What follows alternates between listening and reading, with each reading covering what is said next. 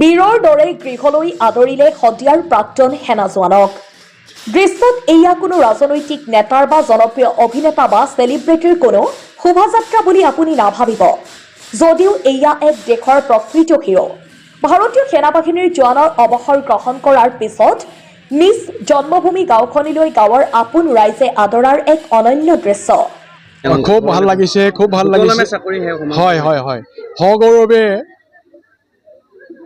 Subedar major হৈ ভাৰতীয় সেনাবাহিনীৰ পৰা অৱসৰ গ্ৰহণ কৰা মোৰ অতি মৰমৰ বাধ্য ছাত্ৰ শুক বৰুৱালৈ মই অশেষ ধন্যবাদ জ্ঞাপন কৰিছোঁ।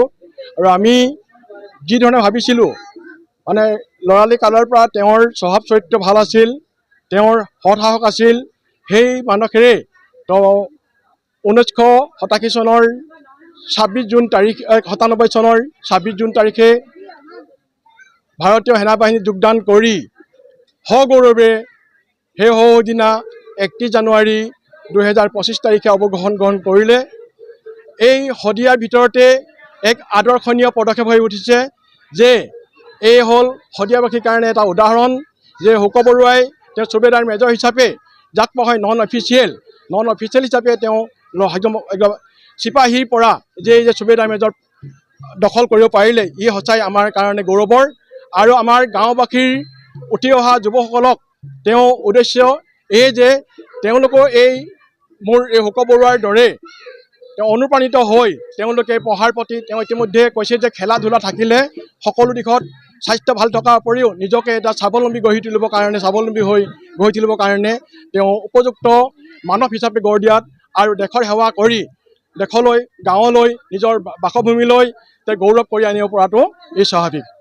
শদিয়াৰ কুন্দিল নজিয়া গাঁৱৰ নিবাসী অৱসৰপ্ৰাপ্ত জোৱান সুবেদাৰ মেজৰ শুক বৰুৱাক এনেদৰেই গাঁৱৰ ৰাইজে এনেদৰে বিপুল আদৰণি জনায়। উল্লেখযোগ্য যে 1997 চনত সেনাবাহিনীত যোগদান কৰা প্ৰাক্তন জোৱান সুবেদাৰ মেজৰ শুক বৰুৱাই প্ৰায় 28 বছৰ সেৱা আগবঢ়ায় আৰু পৰৱৰ্তী পৰ্যায়ত নিজ গাঁৱতে থাকি গাঁৱৰ ৰাইজৰ হকে কাম কৰাৰ আশা ব্যক্ত কৰে। मैं सुबेदार मेजर शुक बरुआ।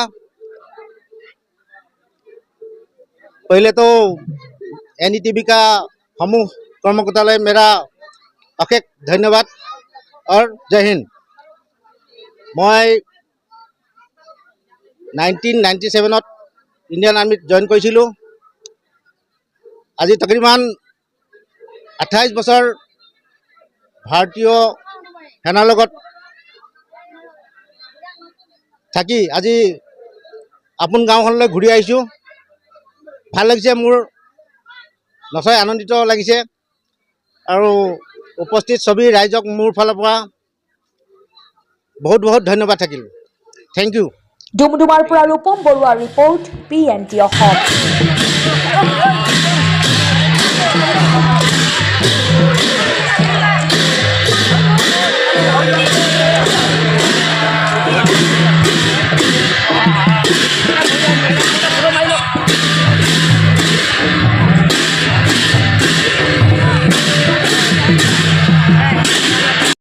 मैं सुबेदार मेजर शुक बरुआ।